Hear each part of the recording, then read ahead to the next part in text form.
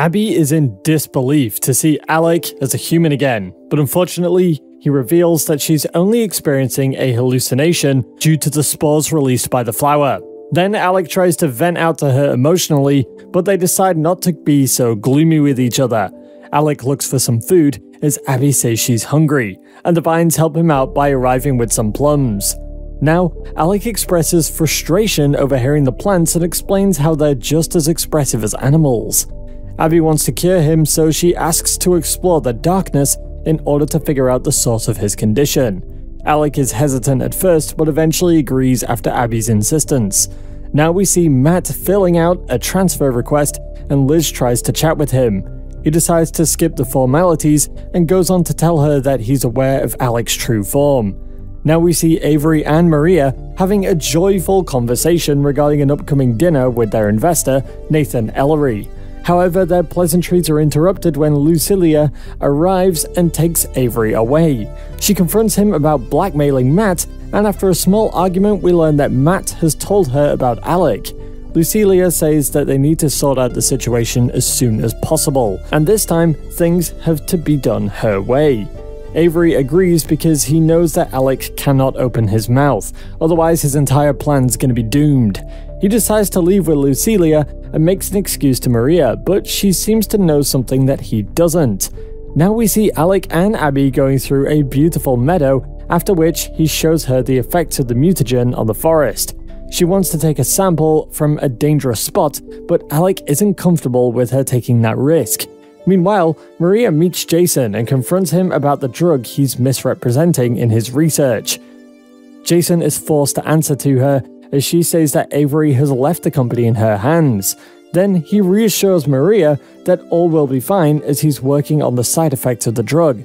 Now Avery and Lucilia reach the swamp and set to look out for Alec, but he also manages to convince her to give him her shotgun. As Abby takes her sample, she is suddenly attacked by the darkness, and Alec saves her, after which they escape. Later we see Jason and his wife sharing an emotional conversation as they prepare for dinner, and he remains optimistic about finding a cure for her.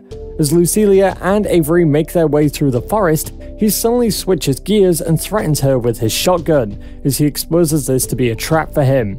Things get tense and Lucilia is about to be shot despite her pleas, but luckily Matt drops by in the nick of time and knocks out Avery. Then we learn that it was Lucilia's plan all along, and the mother-son duo takes the body away for safe disposal. Back at the Sunderland house, Ellery drops by for dinner and meets Maria, but is told to wait as Avery isn't home. Now Alec brings Abby to his cabin as she struggles with a flesh-eating bacteria. They figure out that they need a Chinese lantern plant in order to fight the virus, so Alec summons them with his powers and begins treating Abby. Matt and Lucilia go to drop Avery into the river, but he stirs some conflict when he reveals that he's actually Matt's biological father. This causes Matt to get confused, and the distraction allows Avery to stab him. The old man tries to make a run for it, but Lucilia shoots him a couple of times before he falls into the water. Meanwhile, Abby continues to struggle as the rot is fighting the green that Alec has put inside her. A painful sequence follows and Abby passes out after defeating the rot. Now, Maria tries to convince Ellery to stay as he grows frustrated with Avery's absence. Sensing his impatience, she brings up the PART-4 project and it catches his interest. Maria takes this opportunity to brief him on the drug and what it managed to achieve with Danny's situation. Even Jason pitches in his contributions, and the information pleases Ellery. Abby finally wakes up and sees Alec taking care of her. The spores start to wear off, so Abby decides to go all in and kisses him to say thank you. However, Alec tells her to go to sleep as he knows that they don't have a future together. At the Woodrue house, we learn that Jason has got full funding for his project, and he wants to celebrate with his wife. But her Alzheimer's kicks in yet again as she forgets Ellery's name and confuses Maria to be his wife. Now Lucilia calls Dr. Fred, and she takes her injured son to Maria's place. She reluctantly lets them in and tells Lucilia to get out of her life now that the job is done. Back at the swamp, Alec and Abby bond some more, and he believes that he's part of a larger plan involving the green and the rot. The spores wear off, so he tells Abby to leave him and never come back again as he wants her to live a happy life. Abby hesitates at first, but eventually leaves with tears in her eyes. On her way, she calls Liz and tells her that Alec is losing hope, so she has to go back to Atlanta if she wants to have a shot at saving him. Bad news strikes yet again when we see that Avery has survived Lucilia's attack as he makes his way to the shore. He drags himself to a tree and analyzes his wounds while the plants begin to talk to him. Avery begins his journey to Murray, but the forest messes with his head and removes the marks he made on the trees. Abby has come back to Atlanta and sends her samples to the CDC lab for immediate analysis. Harlan fills her in on the new assistant director, Dr. Paloma, who makes an appearance right after. She's upset with Abby for not filing daily reports, and she exposes her for not even being at the Murray hospital while she was there. Meanwhile, Avery continues to struggle in the forest and then has a vision of Lucilia. She berates him for his messed up ways and manipulating Matt by revealing the truth. Avery tries to get her emotional, but she seemingly shoots him, and things get worse when her face transforms into a plant monster that attacks him. Luckily for Avery, the illusion wears off soon after. We see that Matt has also been avoiding his mother's calls and stays in his room despite her asking him to be at the station. Back in Atlanta, Abby and Harlan get into a small argument over the earlier situation with Paloma. Harlan wants to know what's going on in Abby's life, but she simply ignores him and leaves. Now, Ellery meets Jason in his lab and says that she wants to create a separate space for him to conduct his research, so he's ordered for a mobile facility from Chicago. Upon further questioning, Ellery reveals that he wants to keep this project discreet for now and asks Jason to focus on finding the swamp monster for him. Meanwhile, Avery has another hallucination where he sees his father, Burrit, cutting down a tree in one of his memories. That's when we learn that the vines had awakened and killed Burrit for its actions, and this incident had scarred Avery, thus turning him into the villainous rogue he is today. He rolls in the mud, filled with sadness, and he suddenly encounters Alec as well. Later, Harlan meets Abby at her place with some pizza and alcohol.